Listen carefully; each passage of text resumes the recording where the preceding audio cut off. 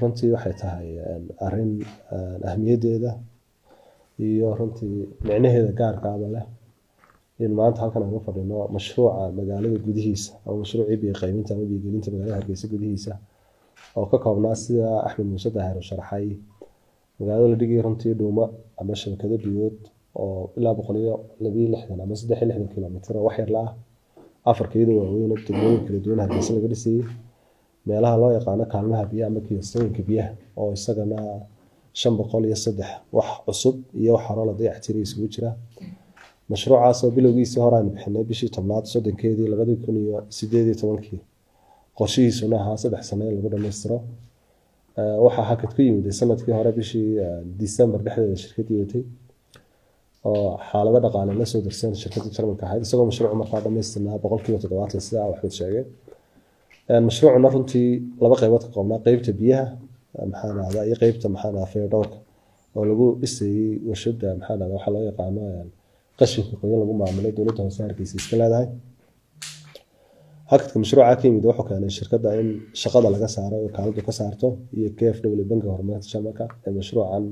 u qaabilsan dowladda Jarmalka dhaqaalaha mashruucan dad waxa maalgelinaysa dowladda Jarmalka runtii mashaariicda waaweyn caankan waqti bay qaadataa in dib shaqadooda u bilaabato oo tenderinka ama bixinta qandaraaska maadaama mashruuc weyn waqti bay qaadataa mashruuca shirkadda waxa laga saaray bishii March 2022 sanadka dhamaaday inta waxa laga shaqeynayay nidaamkaas sidii loo dejin lahaa alxamdulillah maanta way noo dhantahay heshiiska oo naga halan ku kala saxaanay heshiiska waxa uu dhigayaa in 10 bilood shaqada lagu dhameystiro ka harsan magaalada waxaan rajaynaynaa markaa shirkaddu iyada shaqada gacanta ku haysa wakaaladda iyo dowladdeena cid wax ka soo galaan dowladda hoose ugu horeysa runtii waxa diyaar loo leeyahay in si buuxda loo taageero marka shirkadda waana lagu taageeri doonaa wixii taageero u baahan tahay wixii kalena waa lagu xisaabtami doonaa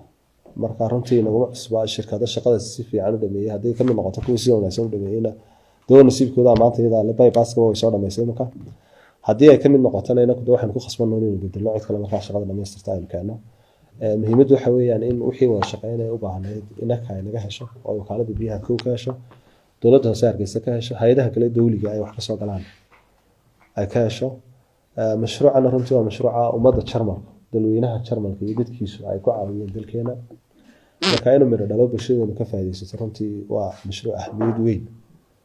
leeyahay marka 10 bilood waxa weeyaan qorshe in lagu dhameystiro mashruucani haddaba maxaa caqabado laga xalinayaa meesha ayaa la isweydiin karaa ama maxaa faa'iido lagu soo kordhin karaa imika wada ogsoontiino markii aan furnay mashruuca biyaha Hargeysa bishii Oktoobar sanadkii dhamaaday waxaanu arkaynaa runtii qasabadii biyo runtii dhul badan biyo ay jajabaan mushkiladda keenaysa waxay qasabadaha soo daalay marka maanta marka Hargeysa mashruucan oo kala tii u dhigay 160 kilomitir oo dhuumaha biyaha wax ku dhow dhul badan oo biyo gaar jirin baa beedkan yaala oo Hargeysa kamid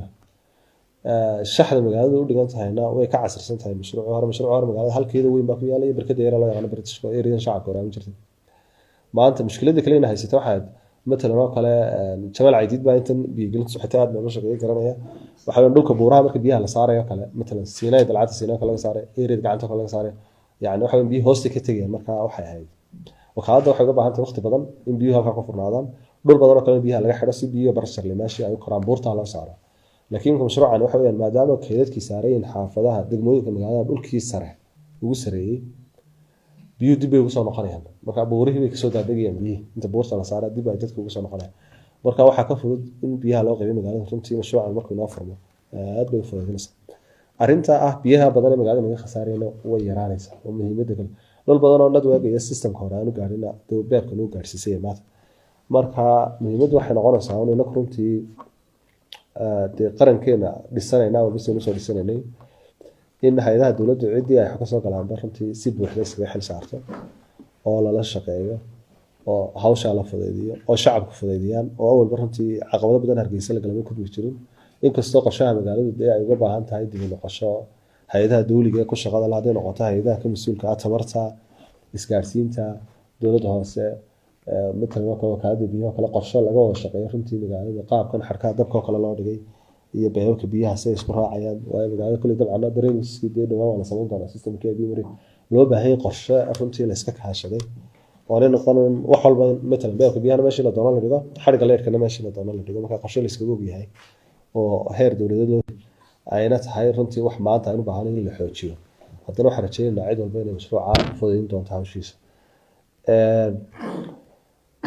muhiimaddu waxay tahay mashaariicdan muhiimkii kuma hirgelayaan vacuum meel maran waxay nooga baahan yihiin dadaal waxay nooga baahan yihiin samir wada ogsoontiino mashruuc kasta mashruucii hore dhamaad intaasoo shirkado mashruuc bilood laga saaray waqti bay qaadatay of course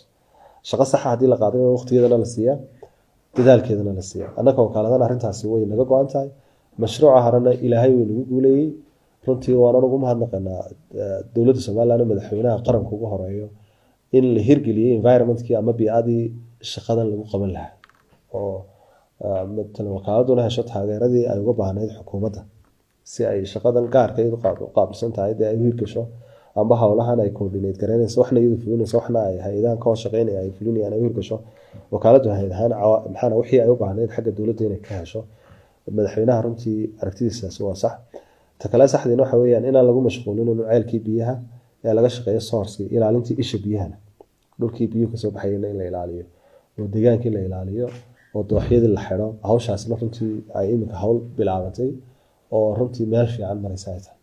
waxaan rajeynaynaa in hay-adaha dowladduna runtii sidaa iyaguna muhiimadda waxay hargeysada waa dalka lafdhabartii dalka weyn marka haddii aynaan biyaheeda ilaalin dee ma soconayso dadkeenuna biyo way baahan yihiin dadka hargeysa ku nool milyan bay iminka sare u dhaafay si qiyaas u sheegayaan waxaan u baahanahay dhaqaale fara badan iyo taageero fara badan waxaan anagu ballan qaadi karnaa wixii aanu haynay in si fiican shaqadeedu u socoto dadaalka iyaguna aanu yaraan marka taasina waa taas waxaan rajeynaynaa 10 bilood la qabsay in shaqadaasi ku dhamaato hadday wax ku kordhaan wixii ku kordhaya ay noqdaan wax yar waxaan shaqadaas waa shaqo badideeda la soo qabtay waa shaqo ay yaalaan waxyaabo badan oo kamid ah wixii loo baahnaa hadday noqoto beebabkii wax badan oo imika shirkadu ay ku bilaabi karto loo baahnay wax walba in dibadda ka doonto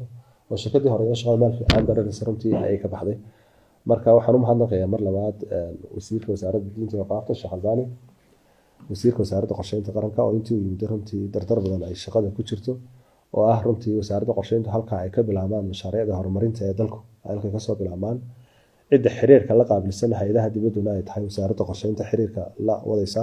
marka anaku shaqadii wanaagsaneyd ee halkan laga qabtaa waxay sawir fiican u tahay runtii qaranka iyo bulshada reer Soomaaliya hadday xumaadaan waa cambaar inagu wada taalay noqonaysa si xaqiiqo tahay marka marka soo kaaladu shaqo wanaagsan qabato cooperation-ka aan lahayn dibadduna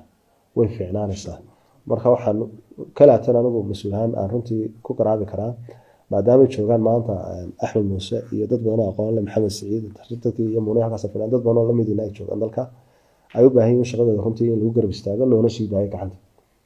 marka anaku insha Allah halkaas aan koodana waan idin mahadnaqayaa Jamaal Caydiid oo rugta ganacsiga runtii hawsha Hargeysa ka socotana aad noola shaqeeyay isagoo odayada oo rugta ganacsiga ahayn waan u mahadnaqaynaa dowladda hoose Hargeysa Yaasiin Cumariyaan inaga jooga saaxiibka xildhibaan Yaasiin maayarkii sifir uu ku maqan yahay waa mahadsan runtii hawl badan magaalada ka socota laakiin mid walba ku celinaya waxa weeyaan qorshaha magaalada haday noqoto xarig iskaasineed beebiyood shaqooyinka dowladda hoose wadaha drainage-kii magaalada nidaamkii biyaha lagu saaray waxaasoo dhan waxay u baahan yihiin qorshe la iskaga yimaado oo laga wada shaqeeyo meel dhexe ka wada dhaqaaqo uma baahna cid walba inay wax yar la ordo meesha magaaladuna inaga xumaanaysaa lacag badan oo inaga khasaaraysaa qorshahaasina runtii waqti dheer oo dambe ayuu nagu qaadan doonaa in la saxo si xaqiiqo tahay laakiin maanta waa laga dawtay karaa waa dardaarankan ku celiyay soo jeedinay guud ahaan hay'adaha dowladda kala duwan waan idin mahadnaqayaa dhamaantii waxaan u mahadnaqayaa shirkadda maanta halkan martida noogu ah dalkana martida ah runtii horena u dhamaystirtay wadada bypass waxaan rajeynaynaa si tahay u dhamaystirtay tanna inuu dhamaystiri doonto